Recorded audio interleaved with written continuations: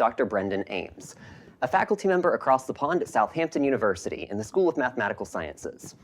The work is on adjusting double Poisson models to predict the NCAA's Division I softball championship. A brief roadmap of where we're headed with the presentation. We'll start off with background information, move on to the models that have been created, go briefly to the results, and come around home with the conclusions and future work, as well as the implications of the study. Adding numbers to sport is no new phenomenon. It's been done since before the turn of the 1900s, as Henry Chadwick introduced the box score to baseball. However, it wasn't for almost a century until people took those numbers and turned them into ways to analyze team performance on a more holistic scale. It was this book on the left by Bill James, The Historical Baseball Abstract, that discussed ways of taking and quantifying team performance using those standard box score statistics. This kicked off the so-called sabermetric revolution in baseball, as teams attempted to use that more advanced analytics to predict games and improve team performance. Meanwhile, over time, analytics have lagged behind in women's sports. However, softball is a prominent sport that is growing on both a local and a national level. Recently, attendance records have been set both at Alabama's Rhodes Stadium and at the Women's College World Series, with Alabama welcoming over 100,000 fans through the gates of Rhodes Stadium this past season and have led the nation in attendance for most of the past decade. The NCAA's unique postseason format, a multi-stage, grueling test for teams, is an interesting format to study, and it's definitely not your grandfather's March Madness tournament. Instead of a 64-team single elimination tournament where once you lose, you're out, the 64 teams that enter the softball tournament first proceed to the regional round. They're sorted into 16 different sites across the country where they play a 4-team double elimination tournament, and the 16 winners advance to the so-called super regionals. These super regional teams are sorted into 8 different super regionals, where teams play a best-of-3 series against one other team, with the winner of the best-of-3 series advancing to the Women's College World Series in Oklahoma City, the ultimate prize for any softball team. The regional round is the first of this multi-stage tournament. It involves 4 teams coming together and playing over the course of a weekend a tournament until all but one team has 2 losses. It's double elimination, 2 losses eliminate a team. Even though Clemson lost the upper left-hand corner game in the bracket shown, they dropped down to the elimination bracket, whereas in the March Madness basketball tournament, they would have been eliminated. This creates a wide array of possibilities for how one of these regionals can go, as opposed to a more traditional single elimination bracket model, and makes it an interesting type of tournament to study and simulate. We source our data from the NCAA statistics database. It contains a wide array of statistics, but in particular, we look at run scoring for each team at a game-by-game level as opposed to a season level. We record the date of the game, the name and conference affiliation of both teams, as well as the number of runs scored and scored against each team in each game.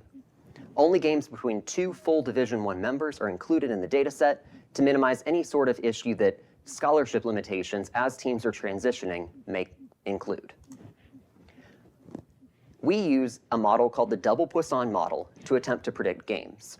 It is a Poisson random distribution, which is a model that is previously used and very commonly used to predict the number of times that an event occurs in a given time period. It's natural to use this for sport because we're trying to predict the number of runs that a team scores over the course of our time period, which is a game. We model each team's performance as a separate random variable, so that's how the double half of the double Poisson comes into play. The double Poisson mean, the average number of runs that we would expect a team to score, is dependent on 2 things: the team's offensive strength and their opponent's defensive vulnerability. This allows us to account for more than just how strong the team is on offense, but include if they're expected to play differently against a strong defense as opposed to a weak defense. However, when we attempted to use the previous implementation, which relied on a process called maximum likelihood estimation to obtain those offensive strength and defensive vulnerability values, we ran into problems very quickly. This is because, whereas the Double Poisson model has previously been used to estimate results in soccer competitions where teams play each other frequently. An individual softball team may play relatively few of the 300 Division I softball teams over the course of a season. Therefore, instead of approximating this with maximum likelihood estimation, we take a team's offensive strength to be their number of runs scored, on average per game over the course of the season, and their defensive vulnerability to be the number of runs that they allow. This creates the following model, where we implemented this type of the Double Poisson model and this adjustment to create 10,000 simulations for each of the 16 regionals from this past season. We were correct in predicting the winner of the regional just under 50% of the time on average. However, this still leaves some performance to be desired. As, for example, we only predicted 3-time defending national champion, Oklahoma, to win their regional about 50% of the time, whereas in reality, we would expect that to be much higher. Therefore, we need to account for the context in which runs are scored. We do this with the adjusted Double Poisson model in 2 ways. The first is accounting for the conference that the team plays in. We create a set of adjustment variables, both for offensive strength and defensive vulnerability, based on whether teams from their conference did better or worse in non-conference play, relative to what those teams' season-long averages were. On the other hand, we account for how a team did against its own schedule. We determine whether a team scored more than its opponents over the course of the season usually allow, or allowed fewer runs than its opponents usually scored. Both of these would be indicators of strong team performance. When we incorporated these context-related variables into the model, our performance improved substantially. You'll see the gray bars here are the pre-adjustment model, where we only took into consideration runs scored and runs against. Whereas the crimson bars are the number of correct predictions out of those 10,000 simulations for the model with the adjustment variables. The notable example from earlier, the Norman Regional, where Oklahoma played, went from having about a 50% accuracy in predicting the regional champion to well over 90%. This trend was followed for most of the regionals here as we took into consideration more context. The implications of this are that these 2 variables, in the means that we incorporated them, are useful for predicting the outcomes of this particular round of the NCAA tournament. And we also believe that this implies that we could use partial season statistics to predict the remainder of the season.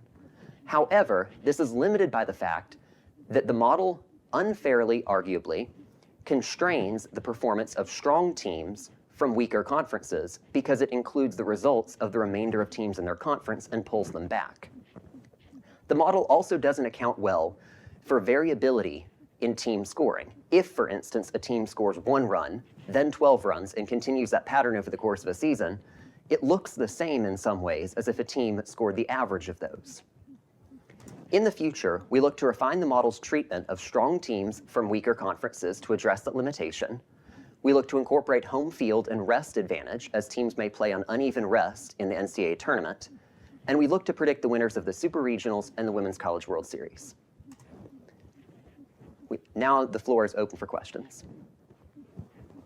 At some level, just looking at the runs scored versus runs given up, it's kind of like really high level granularity. So if you could dive deeper into things like injury reports or certain players on hot streaks or things like that, how is it just because that data isn't available, or is it something that's just like too challenging in terms of the vastness of the data could go even deeper than just that particular way of looking at it? Injury report-wise is something that is not standardized across college softball of how teams report injuries. Currently, we're seeing in college football that some conferences have moved to require their teams to report injuries in kind of an NFL-style way. However, that's not the case in college softball in all conferences, and especially not in some of those conferences that are toward the bottom of Division I, that they don't have that means of reporting injuries. And that's something that we would have to rely on media data as opposed to hard team-produced data for. However, it is possible for us that in the future we could refine these models to include only a particular pitcher or only a team's particular X number of games, such as instead of including their season-long averages, only include the averages over the last 20 games as a way of refining the model and perhaps including momentum as opposed to purely season-long statistics.